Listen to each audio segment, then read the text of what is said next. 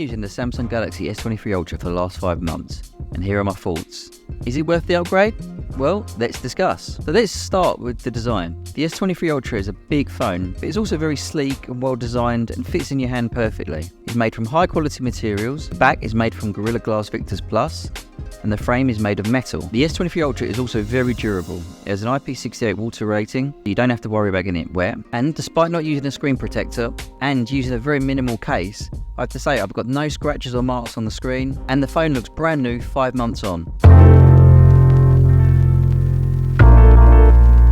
Now on to performance. This is where the Galaxy S23 Ultra really does come into its own, particularly if you're used to the Exynos processors in Samsung phones.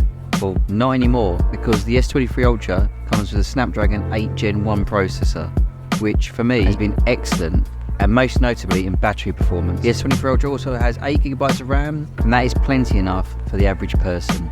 Overall performance has been excellent, I've experienced no lag, and to be honest, the phone is as fast as it was 5 months ago. So Samsung, please no more Exynos.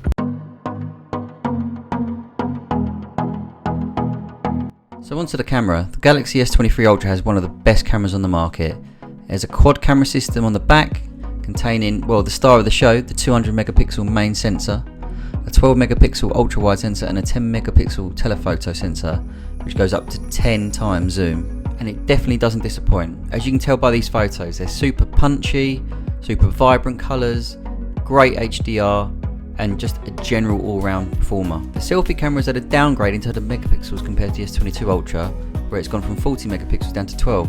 For some reason, the photos on the selfie camera just seem to be that much sharper this year. Now in terms of battery, the S23 Ultra doesn't disappoint. It comes with a large 5000 mAh battery, but because of the new Snapdragon chipset, this feels so much more efficient, and compared to the S22 Ultra, the battery life is insane. I easily get a day, probably a day and a half on one charge, whereas previously on the S22 Ultra I was having to charge by about 6-7 o'clock in the evening. So overall, the S23 Ultra is an excellent device. For me, it's a brilliant upgrade, especially on the S22 Ultra, where the battery life was just so poor for me.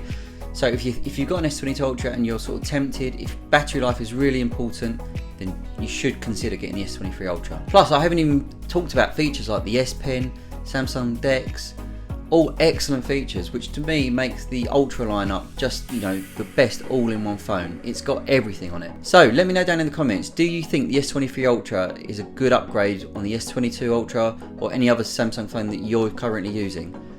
Are you thinking about it, or are you tempted to go for a folding or a flip phone? Let me know down in the comments. Thanks for watching. Until next time, cheers!